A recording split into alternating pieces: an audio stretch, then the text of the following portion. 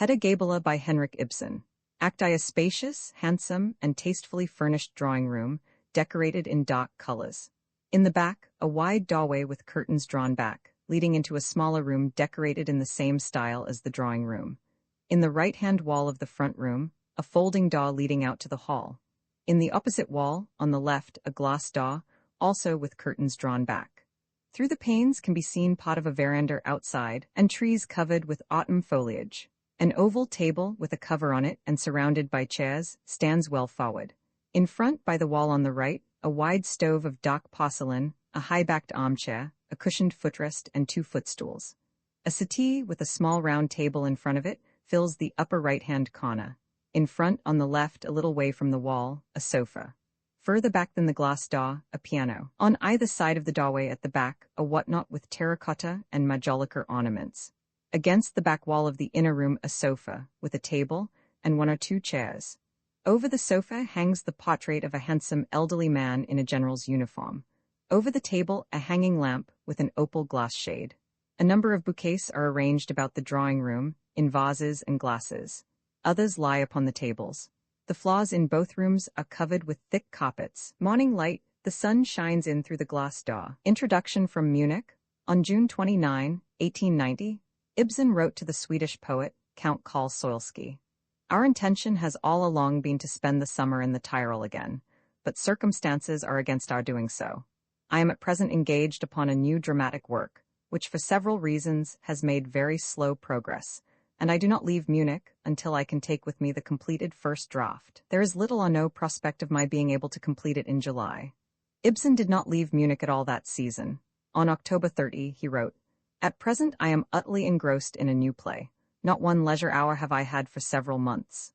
3 weeks later, November 20, he wrote to his French translator, Count Proza, "My new play is finished. The manuscript went off to Copenhagen the day before yesterday. It produces a curious feeling of emptiness to be thus suddenly separated from a work which has occupied one's time and thoughts for several months, to the exclusion of all else.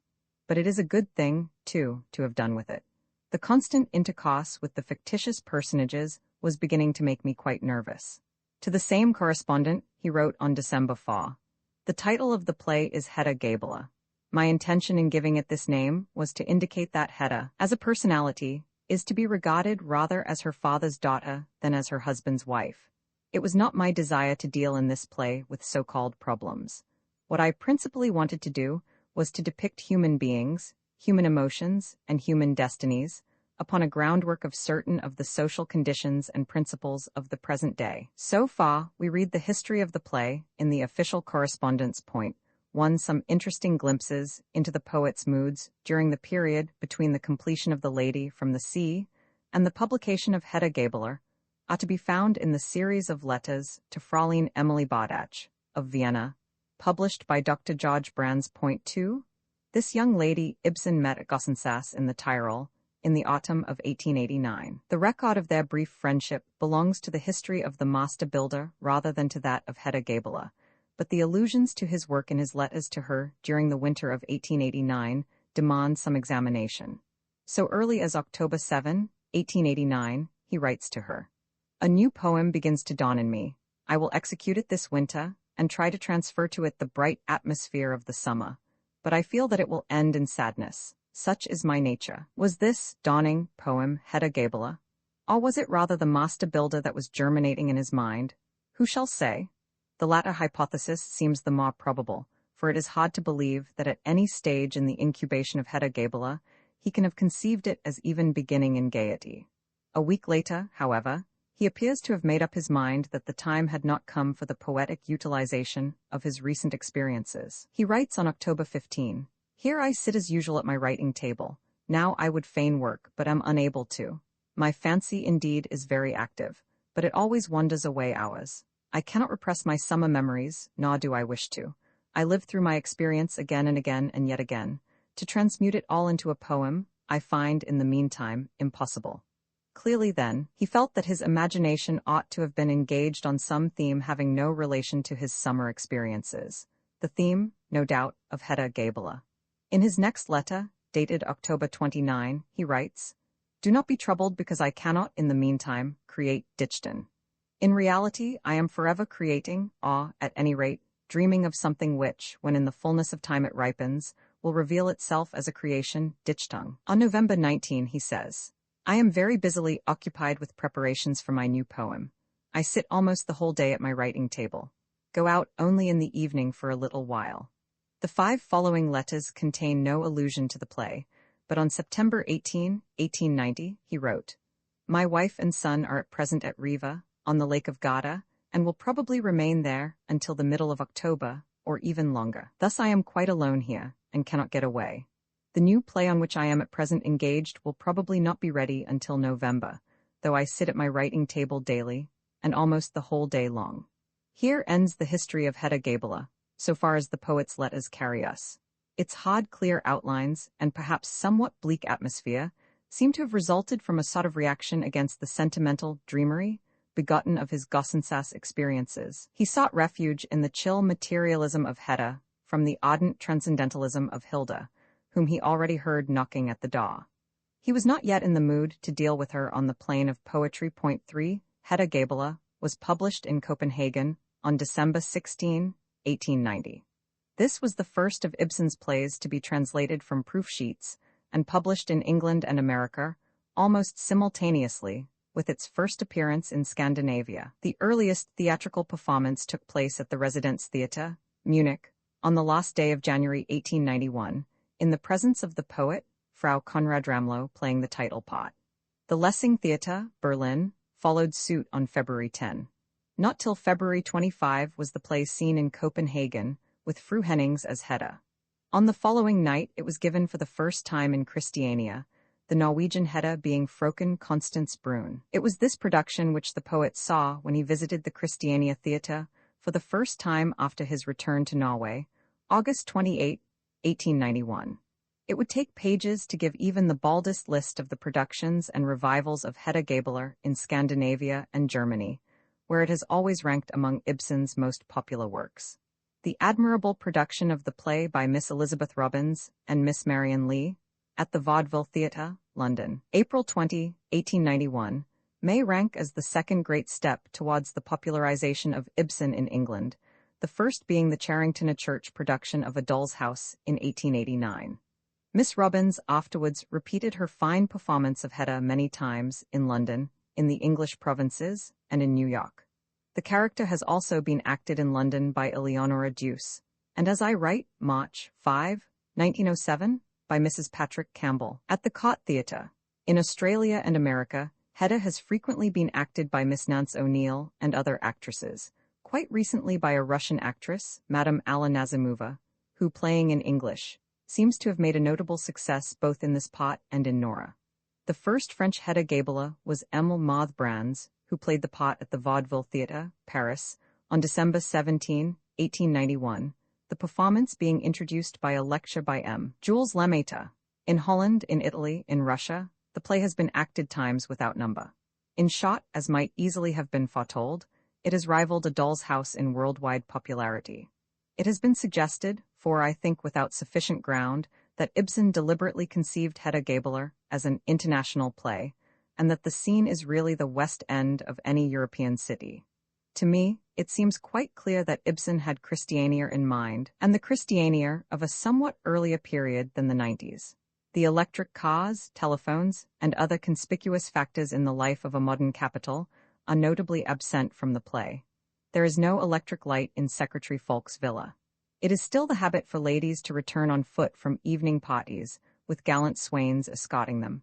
This suburbanism, which so distressed the London critics of 1891, was characteristic of the Christiania Ibsen himself had known in the 60s, the Christiania of love's comedy, rather than of the greatly extended and modernized city of the end of the century.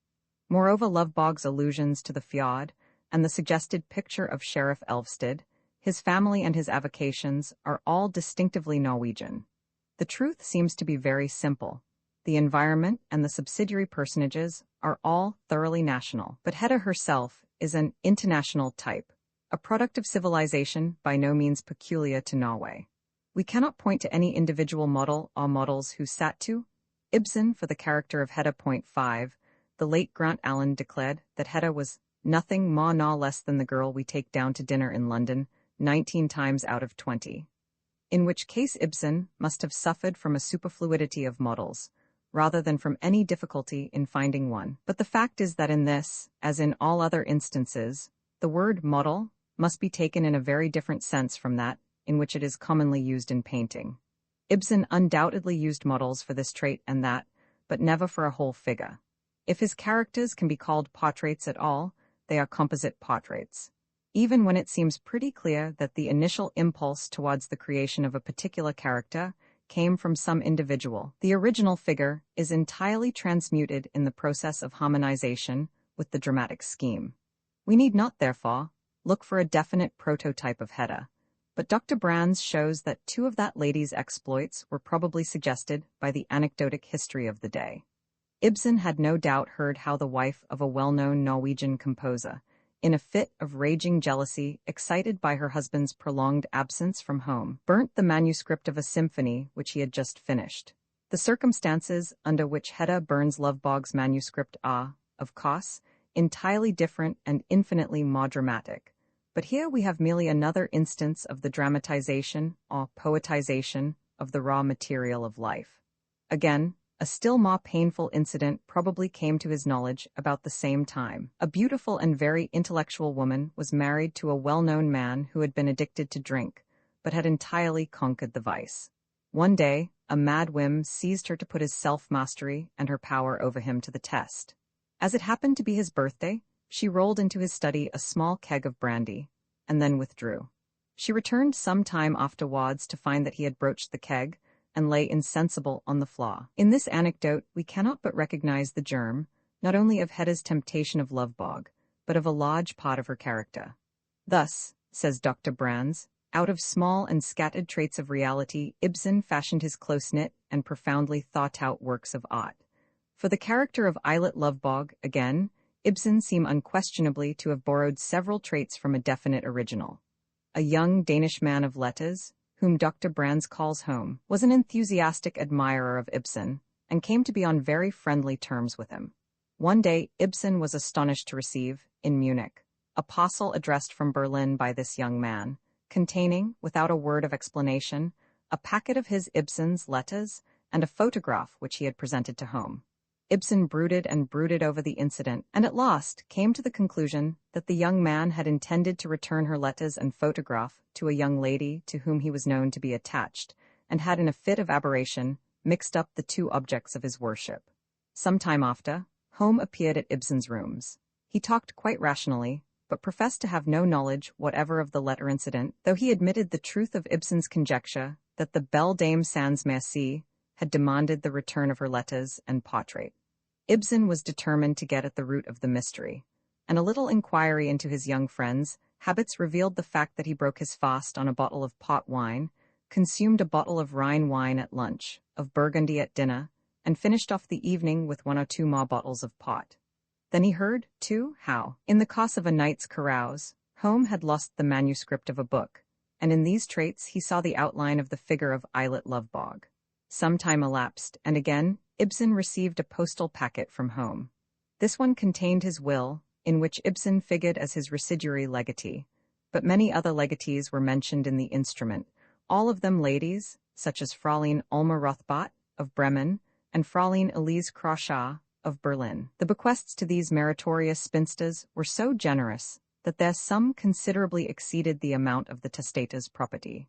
Ibsen gently but firmly declined the proffered inheritance, but Holmes will no doubt suggested to him the figure of that red-haired Mademoiselle Diana, who is heard of but not seen in Hedda Gabler, and enabled him to add some further traits to the portraiture of Lovborg.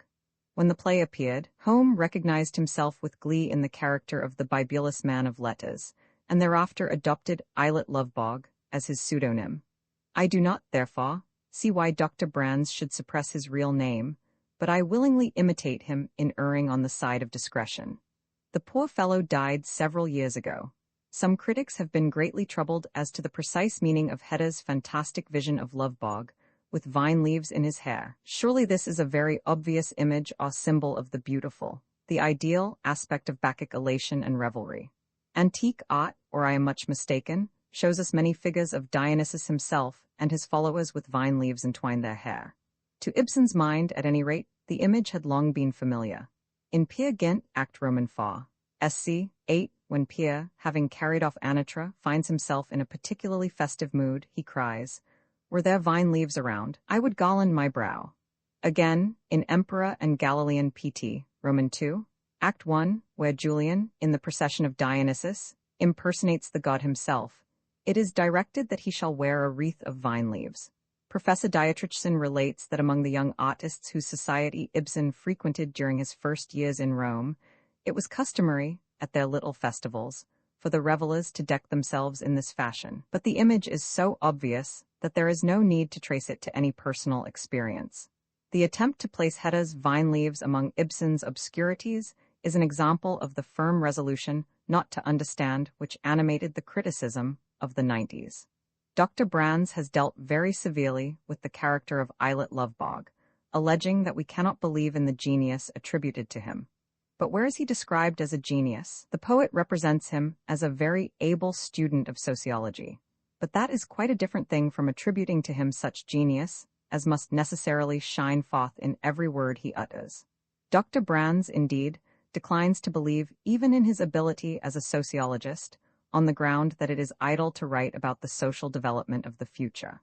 To our prosaic minds, he says, it may seem as if the most sensible utterance on the subject is that of the fool of the play. The future? Good heavens, we know nothing of the future. The best retort to this criticism is that which Eilert himself makes. There's a thing or two to be said about it all the same. The intelligent forecasting of the future, as Mr. H. G. Wells has shown, is not only clearly distinguishable from fantastic utopianism, but is indispensable to any large statesmanship or enlightened social activity. With very real and very great respect for Dr. Brands, I cannot think that he has been fortunate in his treatment of Lovborg's character. It has been represented as an absurdity that he would think of reading abstracts from his new book to a man like Tesman, whom he despises.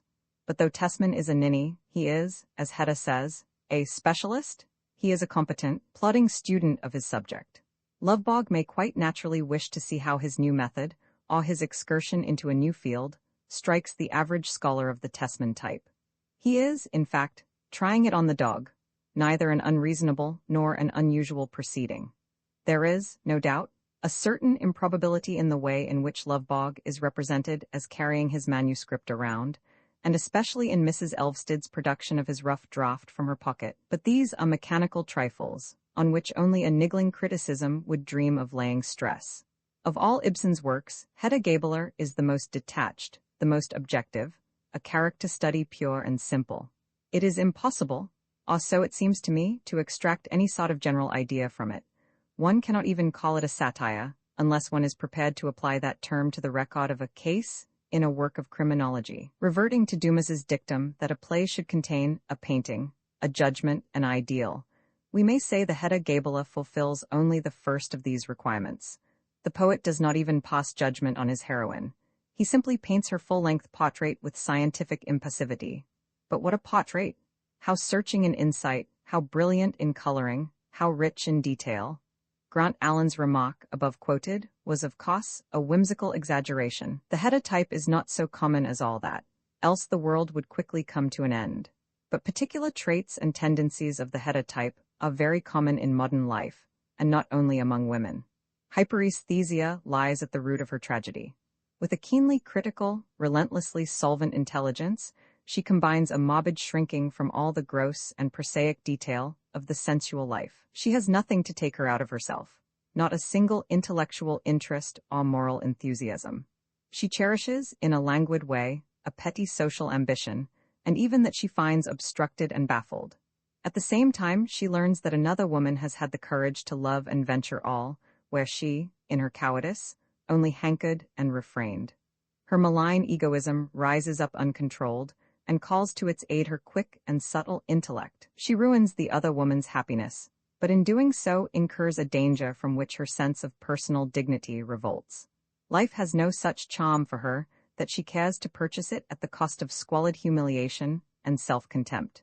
The good and the bad in her alike impel her to have done with it all, and a pistol shot ends what is surely one of the most poignant character tragedies in literature. Ibsen's brain never worked at higher pressure than in the conception and adjustment of those crowded hours in which Hedda, tangled in the web of will and circumstance, struggles on till she is too weary to struggle any more. It may not be superfluous to note that the a in Gabler should be sounded long and full, like the a in garden, not like the a in Gable or in Gabble. W.A. Hedda Gabler by Henrik Ibsen. Translated by Edmund Goss and William Archer. Uncopyright. May you do good and not evil.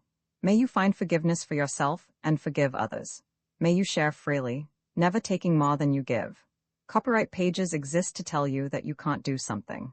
Unlike them, this uncopyright page exists to tell you that the writing and artwork in this ebook are believed to be in the United States public domain. That is, they are believed to be free of copyright restrictions in the United States. The United States public domain represents our collective cultural heritage, and items in it are free for anyone in the United States to do almost anything at all with, without having to get permission. Copyright laws are different all over the world, and the source text or artwork in this ebook may still be copyrighted in other countries. If you're not located in the United States, you must check your local laws before using this ebook. Standard ebooks makes no representations regarding the copyright status of the source text or artwork in this ebook in any country other than the United States. Non-authorship activities performed on items that are in the public domain, so-called sweat of the brow, work, don't create a new copyright. That means that nobody can claim a new copyright on an item that is in the public domain for, among other things, work like digitization, mock-up, or typography.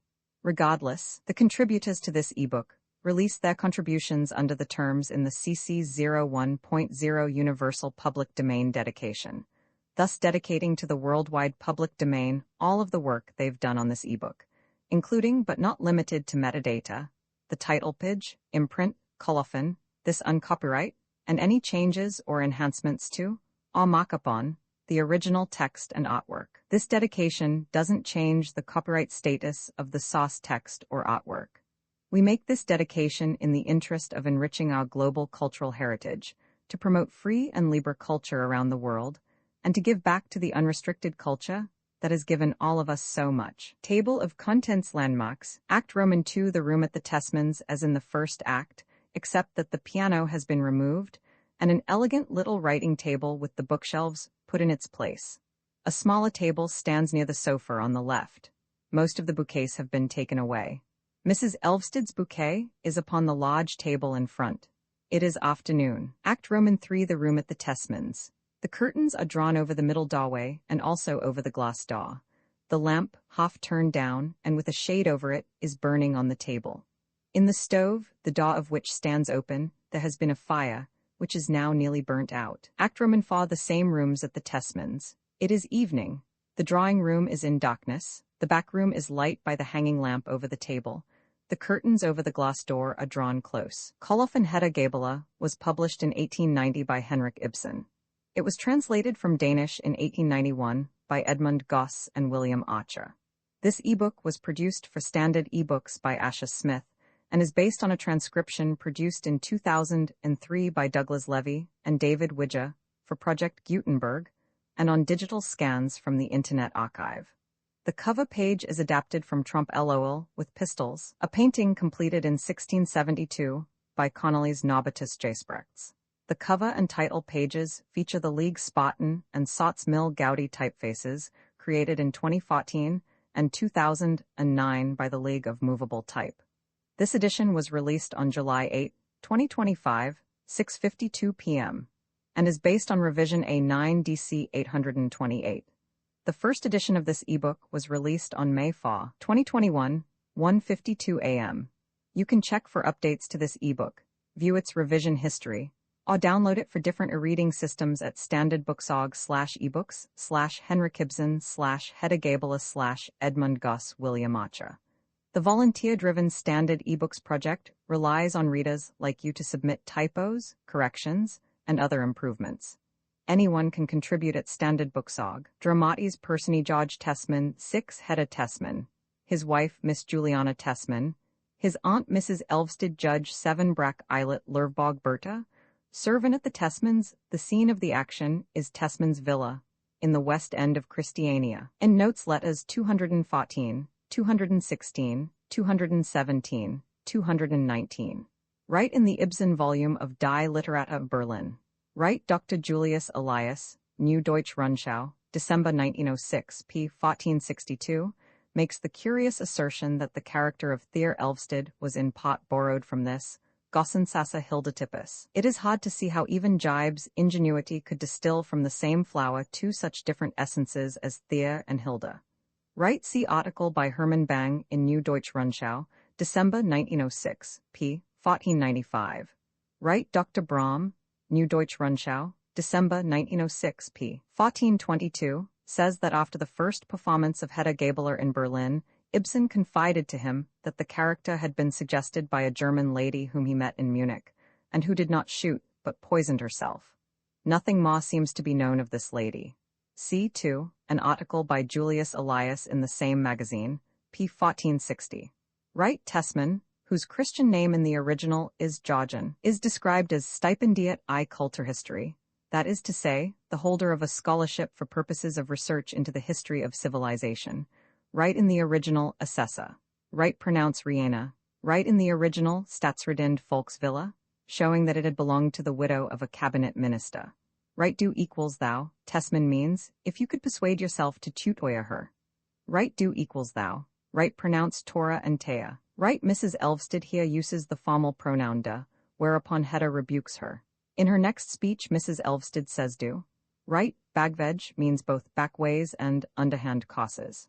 Right, as this form of address is contrary to English usage, and as the note of familiarity would be lacking in Mrs. Tesman, Brack may, in stage representation, say Miss Hedda, thus ignoring her marriage and reverting to the form of address no doubt customary between them of old.